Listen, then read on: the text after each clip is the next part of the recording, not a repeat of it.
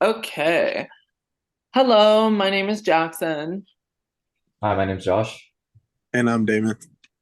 and today we did our research project on the compromising conflict style. Now, to be a little bit more specific, we decided to pick the SAG-AFTRA Writers Guild strike because it is a very current issue that is going on right now, and it is a perfect example of the compromising conflict style. Just given how everything has played out in the media, we have been able to get a lot of information. So, just kind of to introduce this conflict style, during this conflict, each party has the ability to find ways to reach a resolution. And in most cases, parties can find a positive and effective conflict resolution. Compromising can provide positive results, but only in a temporary way, because at the end of the day, one party is essentially having to swallow their pride in order to find a resolution. And while that can fix things in the moment, in most cases, compromising can lead to like it's almost like a full circle moment. Like they just go right back to where they were. And the reason why this specific topic is so relevant is because as of last Wednesday, the SAG-AFTRA strikes came to an end when the movie studios decided to make a deal with the Writers Guild, but the deal is only until 2026. So while they were able to compromise a deal in terms of raising their pay, it is only a temporary thing. And so there obviously is a possibility for so many things to happen in between that time. So for this project, we will be analyzing the SAG-AFTRA Writers Guild strike as a whole. And this is this strike specifically involved the Writers Guild of America. It also involved the Actors Guild of America, but it also like this specific deal was only made for the writers. So the actors, it's a whole separate thing. So some of the literature that we used for this project to analyze the whole, not just the SAG-AFTRA situation, but the whole conflict style, was we found in one article conflict management styles of academic administration and its impact on faculty job satisfaction and turnover intention. The article was able to provide an example of a university study that explains how compromising models as a whole can be beneficial in the workplace, but it depends on the content of the scenario.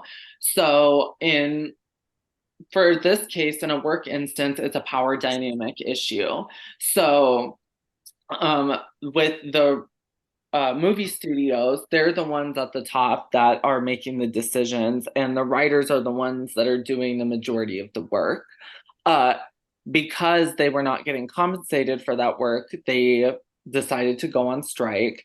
And the movie studios still didn't believe that they deserved to get paid, even though they were working pretty much twice as hard as what they were doing before. And they were able to come to a deal. Now, I think in this case, that would be an appropriate way to handle this. At the same time, you know, we can't really tell what's going to happen in the future. So when 2026 comes around, that's really when we'll see, maybe this might occur again, maybe this won't. Um, in a Forbes article, it gave an entire rundown on the whole timeline of when this happened, and it really started to unfold in March, but the strike officially began at the very beginning of May. So that it's been about roughly 4 to 5 months. But they were finally able to come to a deal. Now, there were so many things affected by this specific incident. There were a ton of late night shows that no longer got aired because the writers for those shows were not there to write the content. So, like the Stephen Colbert show, the John Oliver show, a lot of the late night hosts stopped working. And this also affected certain series that like are on TV. They a lot of them won't be getting new seasons for like another year, 2 years, and that's made a lot of the fan base really upset. A great example of this would be the hit HBO show Euphoria. It has been on a 2 year hiatus and will continue to be on one um, because it was heavily affected by these specific strikes. There was another article by the Harvard Law School that kind of lists the pros and cons of this communication style. Now, like I said, the pro would be being able to find a resolution, but the con would definitely be that it doesn't solve it right away, and that in almost all cases, it goes back to right where they were. Now, the SAG-AFTRA Writers Guild strike uh, completely ended by last week, but if I would interject my opinion, I do think that because it's a temporary thing, I can't see this moving in a positive direction, considering that a lot of people are going to start questioning, well, why is it only 3 years? Why is it not permanently? Um, and yeah. Yeah, so going off of what Jackson said, so this whole conflict started due to the fact that streaming as a whole is a completely new form of media consumption, and it's brought, a lot of new problems in regards to what happens in the streaming services. So and the main issue that the Writers Guild of America brought up were the residuals for current and older shows. So on March 7th, the Writers Guild of America announced that the 99% of the members voted in favor of better working conditions. So negotiations between the WGA and the Alliance of Motion Picture and Television Producers. Um, and they actually represent studios such as Paramount, Warner Bros., Discovery, Amazon, and Netflix. And they ended up not being able to strike a deal. So the Writers Guild of America began their strike on May 2nd, and their list of demands included not only for higher royalties and residuals, as Jackson stated, the problems with not being paid enough. They also included demands with that included increased staffing within writers' work environments, as well as protection of their jobs from the use of artificial intelligence. So that listed all of the demands that the WGA were looking for. And according to an article on CNBC, the strike was able to come to an end when union leaders voted unanimously to lift the restraining order and end the strike as of 12:01 a.m. on Wednesday, September 27th, and it lasted roughly 150 days. So yeah, as Jackson stated as well, they were able to make a deal that lasted until 2026, which consisted of a 5% minimum pay increase upon the ratification of the contract. And another 4% bump will occur on May 2nd, 2024, and another 3.5% increase will be instituted on May 5th of 2025. And the Writers Guild was also able to gain significant protections against the use of artificial intelligence. Namely, the AI cannot rewrite or write literary material, and AI generated material will not be considered source material. And regarding streaming, the guild was also able to negotiate a new residual based off of the viewership with streaming services, as well as transparency regarding the total amount of hours viewed from a show from the streaming service. And so going into the actual conflict analysis of this, the conflict unfolded the way it did due to just the nature of the media industry. The media industry is always, it's forever evolving in this day and age. Streaming, like I said before, is a fairly new um, kind of way to view media in the grand scheme of things. So, and just like the writer strike of 2007, the WGA asked for residuals from DVD sales. So this is just another example of, you know, writers or new technology essentially being introduced to the media industry, and the WGA asking for compensation for it. So yeah, the this conflict between the WGA and the AMPTP is a perfect example of how the compromising conflict style is used. And this is a quote from an article from Chunk. And it says that although a compromising conflict style can move a conversation forward, the solution is often unsatisfying and temporary because it doesn't address the root issues at stake. So the WGA and AMPTP were able to meet halfway to come to an agreement. However, this doesn't address the core issue at hand, um, which is how the WGA and AMPTP can come to a consensus without the WGA having to go on strike and the AMPTP losing billions of dollars in the process. And according to an article on CNBC, they lost around 3 billion, which is the total cost the California's economy. And so as a whole, this kind of shows that the WGA and AMPTP, they both need each other. And they were able to use the compromising conflict style to resolve this conflict. But as stated before, this deal is only going to last till 2026. So it's only a matter of time before the old problems become reintroduced and the potential for new ones arise. So I'll lead it off to Damon. Yeah, going off what Josh was talking about, just kind of leading into what we would recommend based off the conflict that we are analyzing for this project. First things first, the WGA and the AMPTP, we feel like need to be working together better than they have at this point going forward. They have a deal that is not permanent. And so obviously there's going to be more conversation and more things that need to get done once the deal ends in 2026. They're going to readdress things, I'm sure, after they get their pay raises each year. So we definitely think that they need to find a way to work together and realize that both of them are important in order to get their jobs done. Like it's a give and take type of relationship.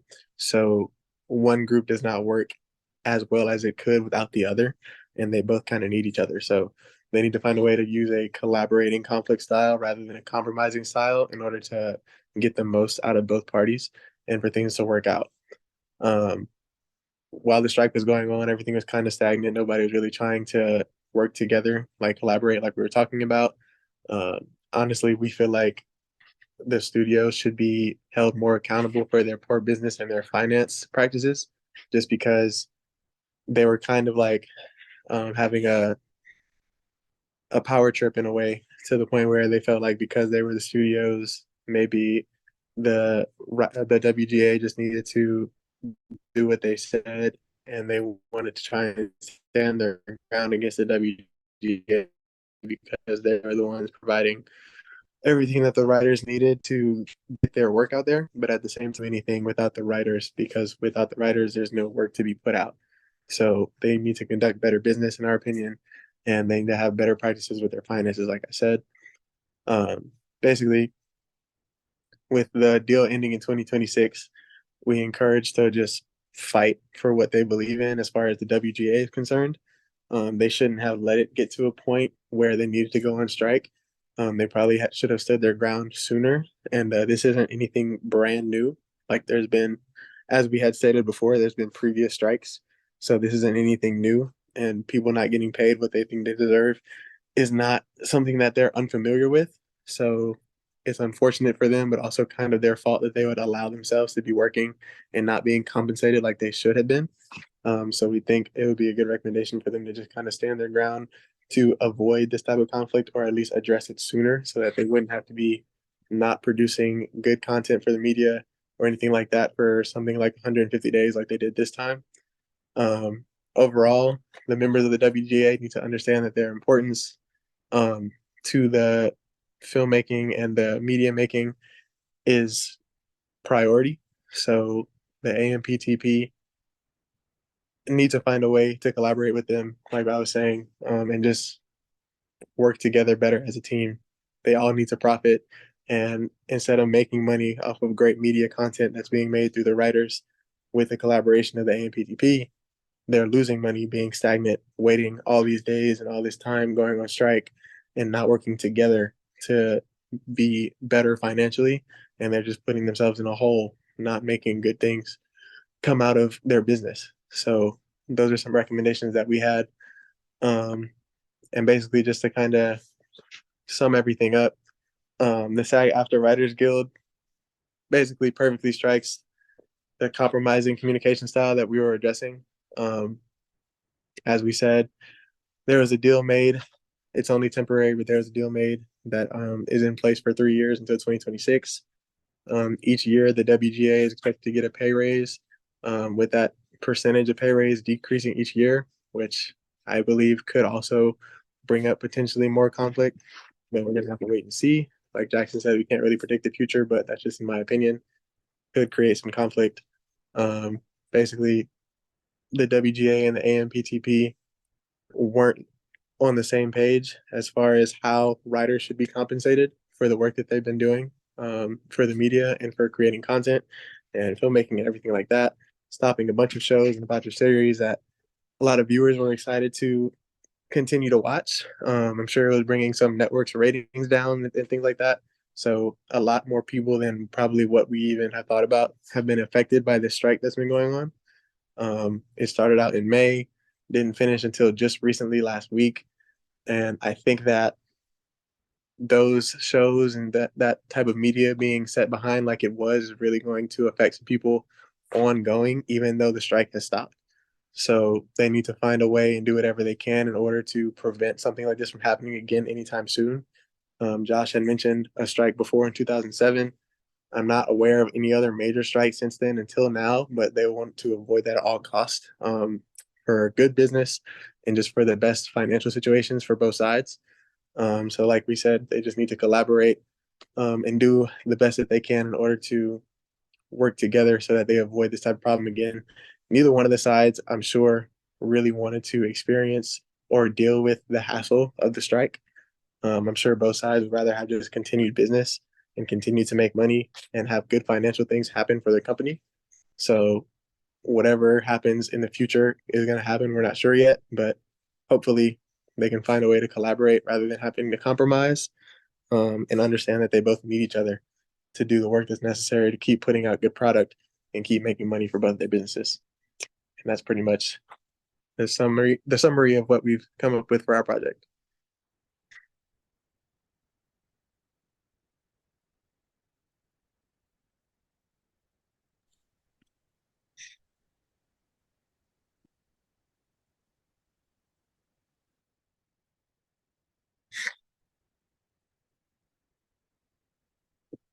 Jackson or Josh, you guys got anything else to add? Oh, sorry, I was muted. Jackson, you're muted too.